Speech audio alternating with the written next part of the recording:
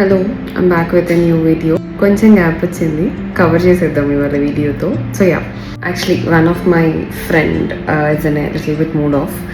So తనతో ఒక 2 hour conversation తర్వాత ఒక పాయింట్ నన్ను కొంచెం స్ట్రైక్ అవుట్ చేసింది. Now she's fine after talking to me, she's normal and she's feeling good. But she asked me one question. ఎందుకు Pooji, like నీతో మాట్లాడిన తర్వాత ఐ ఫీల్ రియలీ గుడ్. ఇంతసేపు మన కాన్వర్జేషన్ తర్వాత కొంచెం రిలీఫ్గా అండ్ బర్డన్ ఫ్రీగా అనిపిస్తుంది. నీతో ఆల్మోస్ట్ నేను అంత ఓపెన్గా షేర్ చేసుకున్న తర్వాత I'm really feeling relieved. I'm happy for that to for her. But she extended that.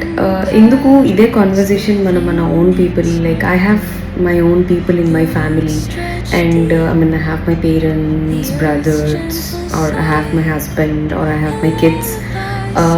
వీళ్ళతో నేను ఎందుకు ఇదంతా షేర్ చేసుకోలేను? వై ఐ డూ హెసిటేట్ అంటే నాకు ఆ బోర్డర్ తెలియట్లేదు. అంటే frankly speaking, you are my friend. Childhood నుంచి ఉన్న ఫ్రెండ్ అవ్వడం వల్ల నీతో ఒక క్లోజ్నెస్ ఉంది, కానీ వీళ్ళందరూ నా లైఫ్లో ఇంకా ఎక్కువ రోల్ ప్లే చేస్తారు కదా. Why I'm not unable to talk with them. I have cousins too in my family, and I have relatives also. ఇంటికి ఎప్పుడు వస్తుంటారు, వెళ్తూ ఉంటారు, అండ్ ర్యాండమ్లీ మీట్ అవుతూ ఉంటాము. సో ఎందుకు ఈ బాండ్ నాకు వాళ్ళతో కుదరదు? ఎందుకు మనమే, అంటే ఇది నేననే కాదు, చాలామందిని చూస్తున్నాను నేను. ఇంట్లో వాళ్ళతో చెప్పుకోలేని concerns, like they to talk with other people. ఎందుకు ఇలా అని చెప్పి తను నన్ను క్వశ్చన్ అడిగింది. సో అక్కడే కొంచెం స్ట్రక్ అయి ఉన్నాను. Like most of us also faces this కదా. ఎందుకు ఓపెన్గా చెప్పుకోలేము? ఈవెన్ దో కుడ్ బి మన ఓన్ మదర్కి కానీ, ఫాదర్కి కానీ, బ్రదర్కి కానీ, సిస్టర్కి కానీ, ఆర్ హస్బెండ్కి కానీ, ఆర్ కజిన్స్, ఆర్ సమ్వన్, ఎవరికైనా మనం ఇంత క్లోజ్గా ఇది నా problem, why can't I like rely on you, on your shoulder అని అడగలేము. ఎందుకు? వై ఆ బోర్డర్? ఎందుకంటే నాకు ఒక్కొక్కసారి అనిపిస్తూ ఉంటుంది, because of the support that we expect. అది could be mental support or physical support అవ్వచ్చు, ఏదైనా అవ్వచ్చు. అది మనకి జెన్యున్గా వాళ్ళ దగ్గర నుంచి రాకేమో. ఒక గ్యాప్ ఉంచేస్తాం, ఒక బ్రిడ్జ్ ఉంచేస్తాం, మధ్యలో గోడ ఉండిపోద్ది. ఆ గోడ ఈవెన్చువల్లీ పెరుగుద్ది. ఇది మనం చాలా లేట్గా తెలుసుకుంటాం. కాకపోతే ఏంటి అని అంటే, మన ఇండియన్ హ్యూమన్ రిలేషన్షిప్స్లో ఉన్న ఒక మ్యాజిక్ ఏంటి అని అంటే, అంటే మనం ఒక మనిషిని, అంటే ఆ మనిషి క్యారెక్టర్తో కాకుండా రిలేషన్తో చూస్తాం. ఇదే మన మెయిన్ ప్రాబ్లం. లెట్స్ సే ఇప్పుడు ఫర్ సపోజ్ మనం ఏదైనా చేస్తున్నామంటే, it could be our own business or own hobby or someone. మన ఇంట్లో వాళ్ళు ఎవరు దాన్ని పట్టించుకోరు. అంటే they don't feel like, oh this is she's doing this or he's achieving this. ఒక అబ్బాయి ఒక మోటార్ బైక్ని రేసర్లో నడుపుతాడు అని అంటే వాళ్ళ ఇంట్లో వాళ్ళకి అది చెడుగా కనిపిస్తుంది. చెడుగా in the sense, I'm not saying in wrong way. అంటే యాక్సిడెంట్స్ చేస్తాడేమో, అంతేగాని ఆ టాలెంట్ని వాళ్ళు యాక్సెప్ట్ చేయలేరు. వాళ్ళ చుట్టాలు కూడా అంతే, relatives also, they don't support him in any way. అంటే నువ్వు ఇలా ట్రై చేయి, లైక్ ఇట్లా రేసెస్లో ట్రై చేస్తే you may have achieve your ambition, అంటే నీకు కూడా ఒక సాటిస్ఫాక్షన్ ఉంటుంది కదా అని ఎవరు సపోర్ట్ చేయరు.